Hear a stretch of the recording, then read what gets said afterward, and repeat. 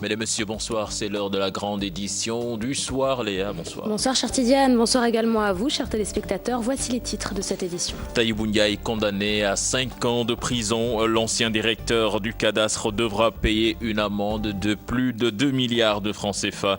Il était poursuivi dans le cadre de la traque des biens supposés mal acquis. Remous à la Direction générale des impôts et domaines. Le syndicat des travailleurs de l'administration fiscale en brassard rouge dénonce la lenteur de la hiérarchie sur leurs revendications. Le débat sur le terrorisme s'invite au forum de Dakar sur la paix et la sécurité en Afrique. Le président Macky Sall soutient que les imams doivent être formés sur l'islam tolérant, non sans mettre en garde aux hommes politiques qui s'aventurent sur cette question. En sport, les Lions ont effectué cet après-midi leur premier galop d'entraînement à Paris. Seuls 18 joueurs ont pris part à la séance. Ils s'envolent demain pour Tananarive. Et puis à suivre en fin de journal, le dossier du lundi qui s'intéresse au terrorisme. Des pistes de réflexion sont ébauchées pour freiner le phénomène. Voilà le sommaire de cette édition. Tout de suite, le développement.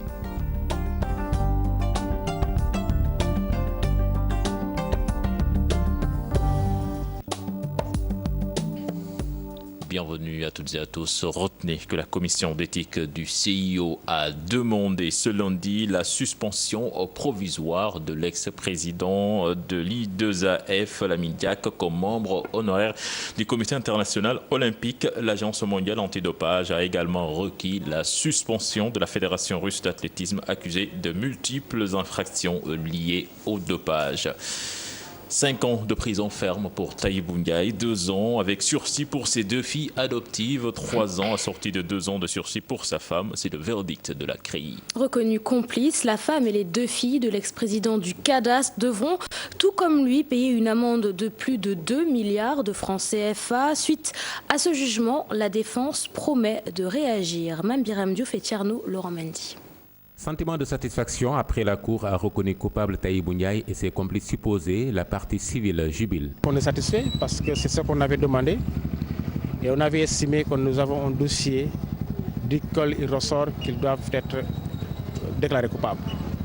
Parce qu'on a toujours dit que le dossier était solide, que dans le dossier, il était clair que le délit d'agissement illicite était tout à fait constitué. Les avocats de la défense avec qui nous sommes entrés en contact n'ont voulu faire une déclaration pour l'instant. Après concertation, ils tiendront une conférence de presse. 5 ans de prison ferme pour l'ex-directeur général du cadastre, 3 ans dont 2 ans avec sursis pour son épouse Ndeye Abi Ndiong. Les 2 filles adoptives de Tahibou Ndiaye, Mamfatou et Ndeye Rokhaya Thiam, écopent chacune de 2 ans assorties de sursis. Ils ne vont pas directement en prison parce qu'un mandat de dépôt ne leur a pas été servi. Ils sont en liberté parce qu'ils étaient en liberté provisoire, mais ils ont été déclarés coupables. Le juge n'a pas décerné mandat. Ça, c'est le problème de la Cour avec le parquet spécial. En ce qui nous concerne, nous sommes des parties civiles. C'est la condamnation civile qui nous intéresse. En pourvoi en cassation, il est possible que la défense brandisse ce recours. La partie civile se dit toujours prête.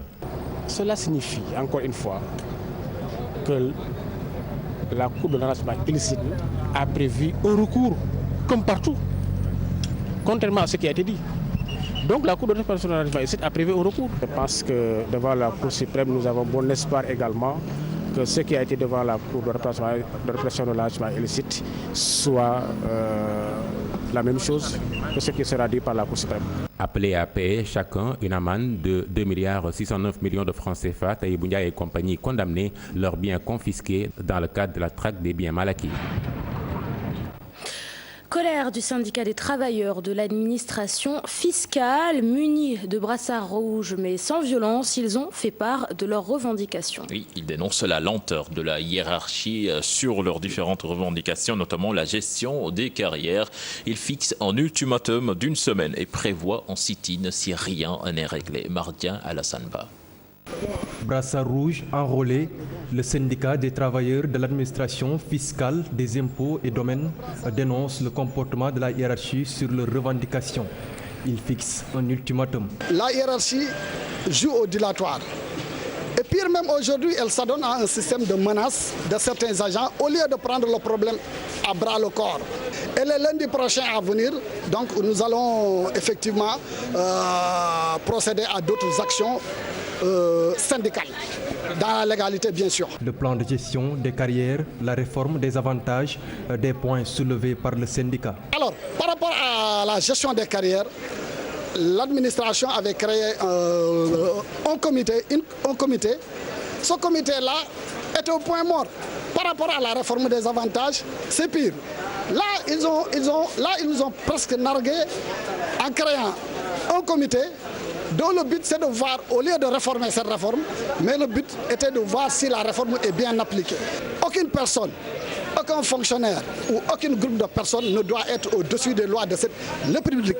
L'État a déjà légiféré en ce qui concerne la fonction publique. Une rencontre envisagée avec les autorités compétentes pour une issue heureuse. Nous allons être reçus actuellement à 11h par le cabinet du Premier ministre. Nous allons leur expliquer la situation avec des éléments de preuve et nous attendons vivement que des mesures idoines soient prises par la plus haute autorité pour régler ce problème qui commence à trop durer. Le syndicat se désole de la situation. Il souhaite l'application du droit sur les différents dossiers. Néanmoins, il campe sur sa position, les doléances, la gestion des carrières et la réforme des avantages. Alassane Ba, la direction générale a tenu à apporter ces précisions. Selon l'intérimaire du bureau de la communication, Cher Abdoulo, un comité a été validé par le directeur général qui va commencer les travaux dans la semaine concernant la gestion des carrières. Je vous propose d'écouter ces explications. Je précise pour le compte de la direction générale qu'à l'issue de l'audience du 14 août avec le directeur général, ils avaient posé 2 points, le plan de carrière et le système de répartition du fonds d'intéressement. Sur le point relatif au plan de carrière, un comité a été mis en place, les termes de référence validés par M. le directeur général et les travaux vont commencer cette semaine. Et là, ce qu'il faut comprendre, c'est que la répartition des positions par catégorie de personnel est réglementée par un arrêté du ministre. Pour le point relatif au mode de répartition du système d'intéressement, là aussi, ils ont posé le problème. Le directeur général a institué un comité dirigé même par un membre de ce staff et dont les conclusions sont attendues ce 15 octobre. Maintenant, le directeur leur a dit, mais qu'est-ce qu'il y a à précipiter? Vous travaillez sur un comité que vous présidez vous-même. Nous sommes en phase d'audit. Après l'audit, vous me donnez les conclusions, je crée le comité d'évaluation et s'il est démontré que dans ce système-là, il y a quelqu'un qui perd plus que les autres, naturellement, le consensus sera cherché et on va vers une réforme. Et autre actualité de ce lundi, les tensions qui persistent au marché Petersen. Vers les coups de 12 heures, des affrontements ont eu lieu. Le collectif des marchands ambulants et tabliers indexe la mairie de Dakar-Plateau. Il dénonce en outre les prix élevés des cantines dans leur nouveau site de recasement. Le point avec Aïssatou Baïfalla. Encore des échauffourées au marché Petersen. Pneus, marchandises brûlées.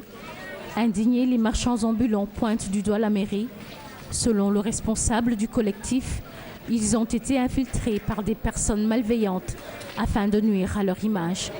Ils désapprouvent totalement ce comportement, ce qu'ils déplorent encore, la hausse des prix d'attribution des cantines, car selon Makodou Sall, aucun marchand ambulant ne peut satisfaire à tous ces critères d'attribution. S'ajoute à cela des locaux exigus, un manque d'assainissement. Le site de recasement, si à Félix Eboué n'est pas prêt d'accueillir tous ses occupants, les marchands ambulants préfèrent, selon leurs représentants, un site mieux adapté à leurs besoins. Justement, le nouveau site de recasement de Félix Eboué est désormais fonctionnel. Il y a le seul hic sur 2920 emplacements. Seules 800 inscriptions sont notées. Oui, cher Tidiane, et selon certains commerçants, les apports sont trop élevés, ce qui expliquerait la réticence de ces derniers à s'installer sur le nouveau site. Leur réaction dans ce reportage de Maïmouna Ndiaye et Mardia. 2920 emplacements, 4 compartiments, le centre commercial de Félix Eboué fait prêt pour le recasement des marchands ambulants. Tous les travaux sont terminés. Le centre commercial est fonctionnel à ce jour. Ce sont les commerçants qui doivent venir s'inscrire. Ils ne sont pas encore venus parce que pour un centre commercial de presque 3000 places, on n'a pas encore atteint 800 inscrits. Des box et des cantines à des prix variés, les bénéficiaires ont 2 ans pour payer. Actuellement, pour s'inscrire au niveau centre commercial, vous payez la somme de 135 400 et vous payez le reste sur 2 ans. Donc les gens qui disent que le montant de l'inscription est élevé, c'est du n'importe quoi, c'est pas cher. La cantine est à 1 171 000 au rez-de-chaussée. Au niveau 1, c'est à 971 000. Deuxième niveau, on a enlevé 100 000 francs à chaque fois. Bon, pour les box, le plus cher, c'est 777 000. Au premier niveau, c'est 677 000. Pour les box, il y a même des box où il faut un apport de 95 000 francs seulement pour avoir un box. Alors pourquoi les commerçants tardent à s'installer? C'est un peu cher le prix des cantines et des box. Et aussi les box sont très étroits et il n'y a pas beaucoup de cantines.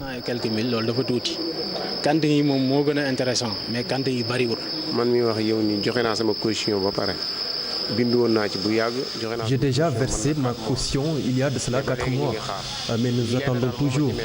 Avec tous ces frais, nous allons certainement peiner à remplir nos étals. Et en plus, je trouve que 1,20 m pour une cantine, c'est trop exigu. Même si certains marchands trouvent le prix des cantines cher, le gérant du centre commercial affirme avoir revu à la baisse l'ensemble des emplacements. Et puis parlons de toute autre chose avec l'ouverture ce lundi à Dakar du Forum sur la paix et la sécurité en Afrique. La cérémonie présidée par le ministre des Affaires étrangères Mankeur Ndiaye regroupe 800 participants. Les défis du terrorisme en Afrique ont été le thème de la première plénière. Fatidien Modou Diop. Le Forum international sur la paix et la sécurité en Afrique ouvert ce matin. 4 thèmes répartis dans différents ateliers et conférences. Le combat contre le terrorisme va être un combat long. Ce n'est pas des opérations coup de poing ponctuelles. Ce qu'on retient aussi, c'est que ce combat n'est pas que militaire. Ce n'est pas la victoire militaire, une force supérieure contre une autre force qui vont régler les problèmes. Il faut bien que ce soit un combat inscrit dans la durée parce qu'il traite un problème qui est inscrit dans la durée. Un excellent contributeur très connu des rencontres internationales, notre compatriote Alioune Sall, a fait une très belle sortie pour dire qu'il faut sortir des chantiers battus. Il faut penser autrement le problème du terrorisme, qu'il faut réfléchir sur ces questions et si on ne produit pas un nouveau discours et qu'on est dans la logique du contre-discours que proposent les terroristes, on va être effectivement dans une sorte de symétrie. Les défis du terrorisme en Afrique au cœur de cette première plénière. La première grande plénière, l'Afrique face au défi du terrorisme. Vous avez entendu d'excellentes contributions venant du général chef d'état-major des armées françaises, venant de l'assistant secrétaire d'État américain chargé donc des questions de défense qui est venu représenter les États-Unis. Et vous avez entendu le National Security Advisor du Nigeria représentant le président Buhari.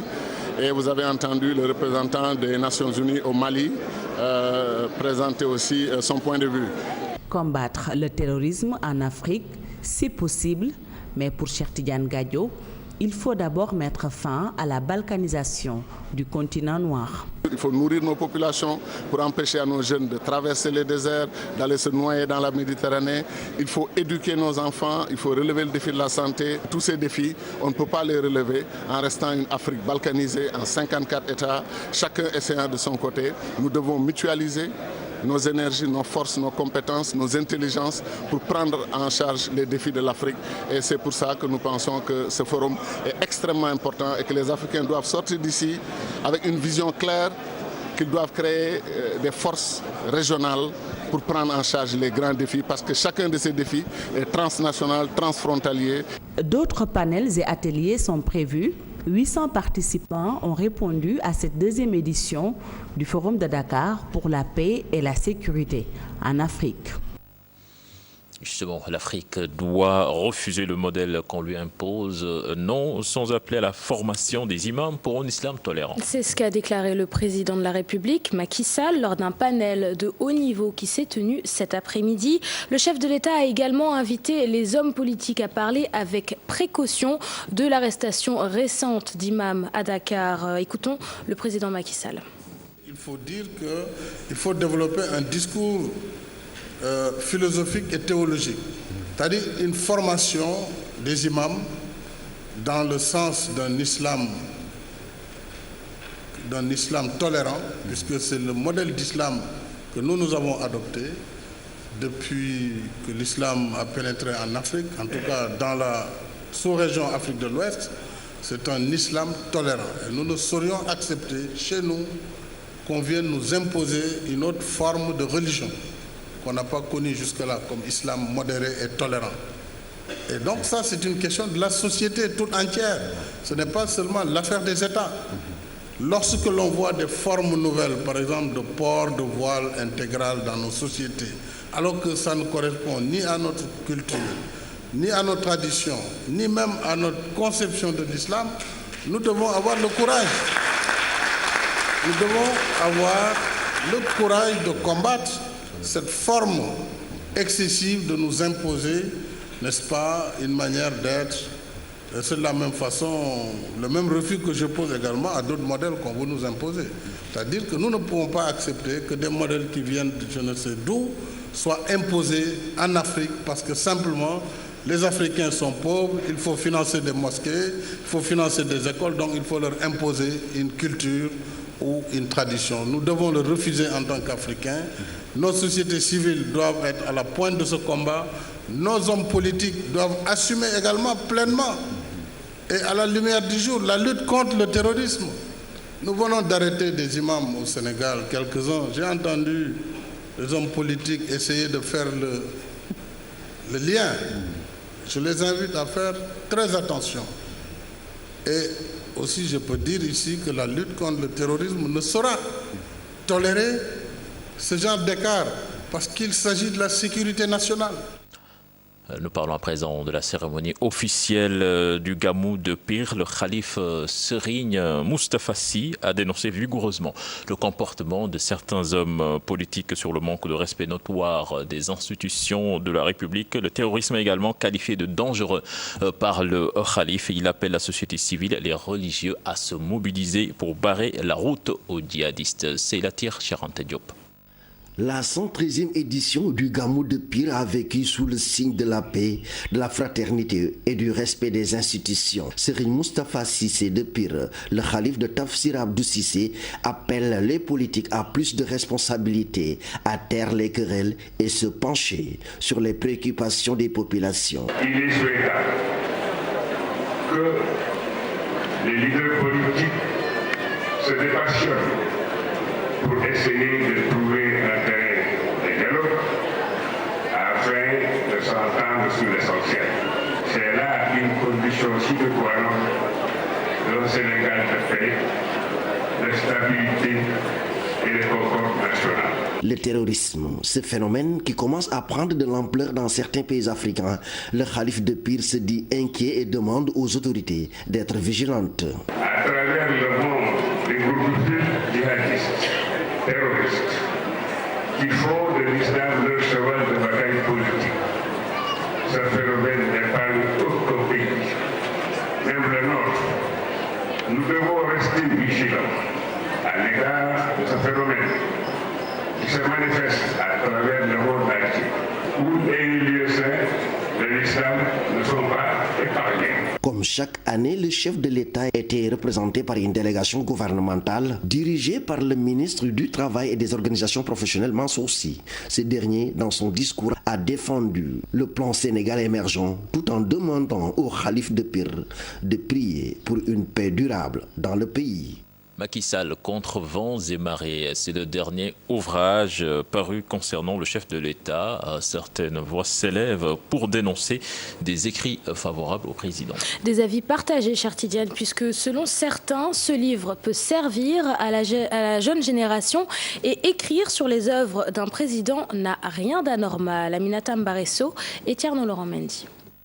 Macky Sall contre vents et marées, un nouvel ouvrage consacré à l'actuel président de la République du Sénégal. Son auteur, Alioune Fall. Dans ce livre, le journaliste et consultant en communication retrace les péripéties politiques de l'actuel président, son combat pour la conquête du pouvoir.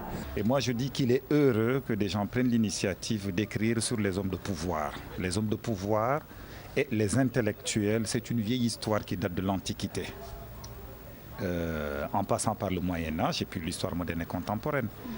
On n'écrit pas sur n'importe qui.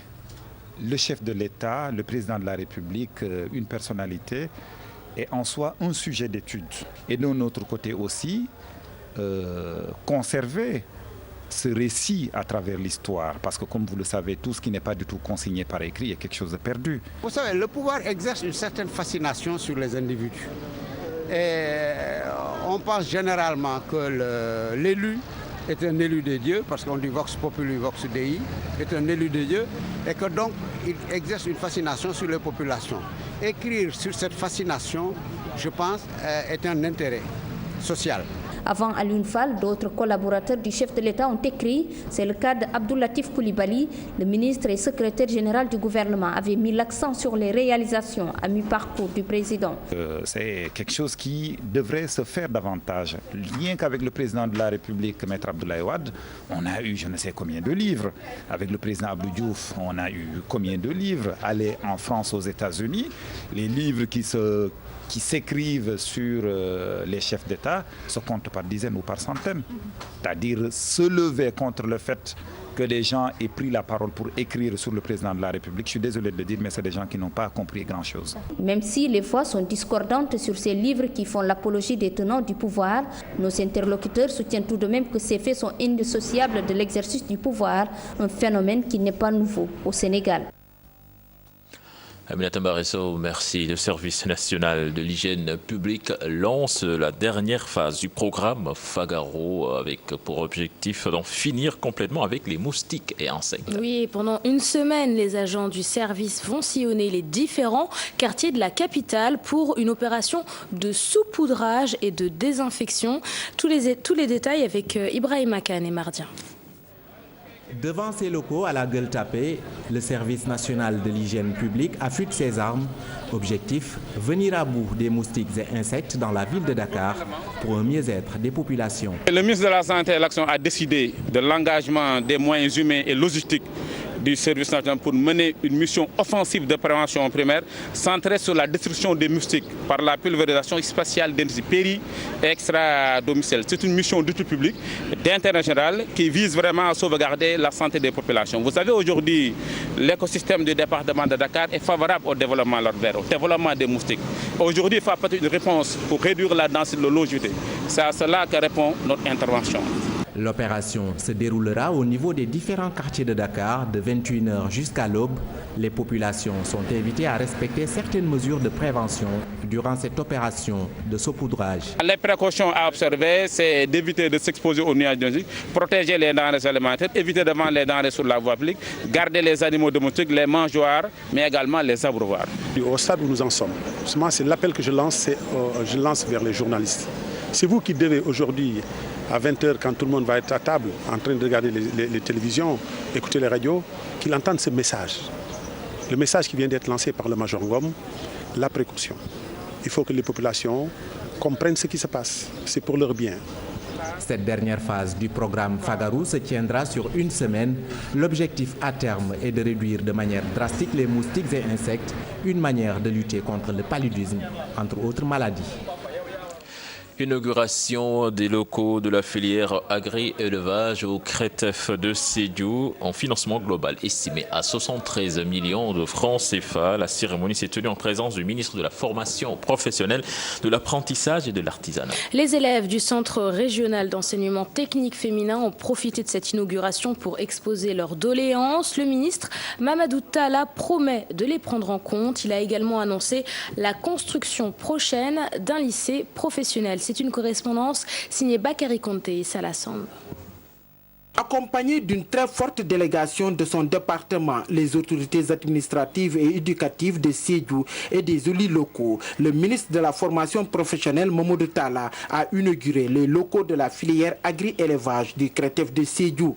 Après avoir manifesté leur joie, les élèves du CRETEF ont posé des doléances au ministre. Les délais ont été respectés, l'équipement est sur place et les locaux sont fonctionnels.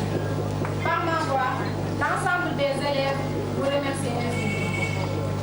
Mais nous ne voulions pas que vous étiez en si beau chemin. L'école qui compte maintenant près de 400 élèves fournir plus d'équipements. Dans les autres filières, surtout en santé, hygiène et en plus. Il y a aussi un manque criard de table banque et d'ordinateurs pour les cours en informatique. Nous voudrions aussi que vous changiez à l'insertion de nos camarades sortants qui sont à la recherche de leur premier emploi. Le ministre a promis de résoudre tous les problèmes du CRETEF. Il compte faire plus pour la région de Sédhiou. Donc c'est un test réussi pour l'ONF. Et effectivement, nous avions regardé que la carte de la formation professionnelle, elle était très pauvre dans la région de Sédhiou. C'est ce qui nous a amené non seulement à développer de nouvelles filières ici dans ce CRETEF, et également appuyer le CEPAR. Momodou Talla annonce la construction d'un lycée professionnel dans le Pakao. La prochaine étape, c'est d'abord le lycée professionnel. Il faut d'abord équiper ce centre. Après avoir fini donc de l'équiper, équiper donc le CEPAR qui est ici également à Sédhiou et construire un excellent lycée, un lycée professionnel orienté vers l'agriculture, vers l'agroalimentaire. C'est ça nos prévisions pour la région, pour toute la région de Sédhiou. Et ce lycée pilote va compléter ce qui se fait à Guignabo et à Ziguinchor. Les artistes étaient de la partie. Beaucoup de troupes ont fait des prestations, dont Dandan Djidjou du Badois.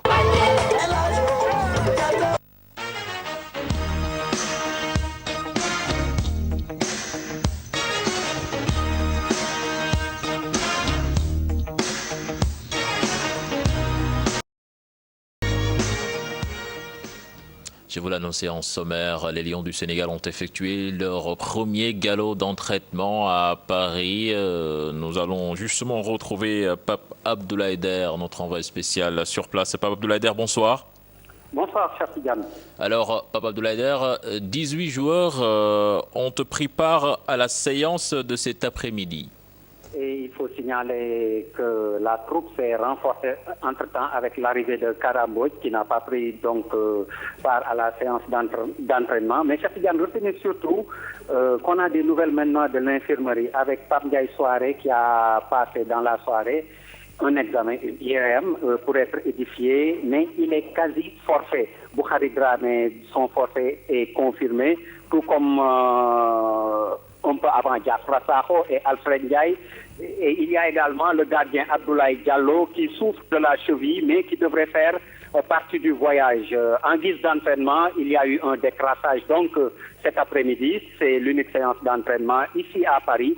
Avant le voyage demain pour Madagascar, la délégation quitte Paris à 10h pour arriver à minuit à Tananarive. Donc, c'est un très long voyage avec escale à Yaoundé. Alors, juste après l'arrivée, il y aura une séance d'entraînement le mercredi. La mise en place tactique Cheikh Tidiane est prévue jeudi et le match, vous le savez, vendredi 13, Inch'Allah. Voilà, merci Pape Abdoulaye Der. Nous y reviendrons certainement dans nos prochaines éditions. Justement, nous allons suivre les temps forts de la séance de cet après-midi avec vous et Hamza Diallo. Un décrassage en guise de retrouvailles pour les Lions du Sénégal. L'unique séance d'entraînement en terre parisienne a été très appréciée par Cheikhou Kouyaté, un des tauliers de la tanière. Tout de même, il appréhende ce long voyage vers l'inconnu, lui qui n'a jamais foulé la terre malgache. Pour nous, ce sera pour la première fois. Maintenant, c'est un match comme on le sait, ce sera difficile. Il y a une équipe qui va nous attendre maintenant, il ne faut pas les sous-estimer. On ira là-bas pour essayer de chercher les 3 points. Du côté des autorités, tout a été mis en œuvre pour que ce long déplacement se passe bien. À l'UCC voulait ce stage à Paris par rapport à la proximité des joueurs et rallier Madagascar par un vol spécial. L'État a suivi dans sa volonté dans ce sens et la fédération se trouve en train d'encadrer l'environnement de cette équipe-là et de voir que tout se passe dans de bonnes conditions comme on le souhaitait. Et c'est le cas depuis hier. Nous n'avons aucune entrave par rapport à ça. L'ambiance est bonne. 19 joueurs pour l'unique séance d'entraînement ici à Paris donc, avec le groupe au complet dès ce mardi qui rallie Tananarive par vol spécial et mercredi une séance d'entraînement, jeudi la mise en place tactique pour le match vendredi. Merci Papa Abdoulaye en direct de Paris. Et puis le dossier du jour s'intéresse au terrorisme au Sénégal, un sujet d'actualité avec l'arrestation récente d'imams accusés d'en faire l'apologie, mais également avec les nombreuses violences dans la banlieue dakaroise. Selon le professeur Babacar Somb, notre pays est exposé au phénomène là où l'imam Makhtar Ndiaye parle d'impliquer ses homologues dans le processus de sensibilisation, dossier signé à Alassane et Diafaraba. Des questions de terrorisme sur toutes les lèvres ces derniers jours, des imams interpellés ainsi que des dames au niveau de Guédiawaye. Est-ce que c'est l'apologie au terrorisme qui a été véritablement donc le motif de l'arrêt, de l'arrestation, ou que c'est véritablement des liens avec des groupes terroristes? Le Sénégalais de nature, quand même, il est calme, il est serein, il n'a pas de problème. Donc, je pense que c'est des allégations qui ne sont pas du tout fondées. Le Sénégal, un pays exposé. Nous avons qu'il y a des groupes djihadistes au Mali, Moujao, par exemple le mouvement de jeunesse où il y a des Sénégalais, des Maliens, tout le monde sait qu'il y a des Sénégalais à l'intérieur. Aussi, si on va au Sénégal, il y a beaucoup de mouvements islamistes qui ne sont pas des mouvements confrériques. Les imams, des personnes indispensables au bon fonctionnement de notre société, leur implication dans le processus de sensibilisation sur ce phénomène est nécessaire. C'est très important. N'oubliez pas que nos imams et nos prêcheurs sont des acteurs incontournables de la société. D'abord, c'est des régulateurs sociaux, c'est des porteurs de voix. Avec le développement des nouvelles technologies, il est plus facile pour les terroristes de répandre leur idéologie, ce qui inquiète ces citoyens. Il faut dire aux parents de faire attention, même dans les écoles, dans les universités, les imams doivent prêcher les vendredis sur l'histoire du terrorisme. On sait que le terrorisme est là. Parce que le Mali, c'est le Sénégal. Et vous savez, actuellement, il y a tellement de sectes qui se disent islamistes, ça peut être même des terroristes qui, de par ces sectes-là, financent des gens pour les attirer. Surtout surveiller les enfants avec leurs approches. Tout le monde peut regarder les films et vidéos de propagande djihadiste à l'Internet. Mais il y a beaucoup de jeunes en Europe qui ont été tout simplement enrôlés dans ces groupes par des réseaux sociaux. 6 des 7 personnes arrêtées pour apologie du terrorisme et soupçonnées de financer des réseaux et de blanchiment d'argent ont été placées sous mandat de dépôt. Une situation qui laisse planer le doute sur la présence des réseaux terroristes au Sénégal. Ces Sénégalais demandent plus de vigilance au niveau des frontières et la formation des imams sur les dangers de ces menaces. Alassane Ba, c'est la fin de ce journal. Merci Léa. Merci à toi, Chartidiane. À demain. Prochain rendez-vous pour l'information, ce sera à 0h avec le Tout en Image.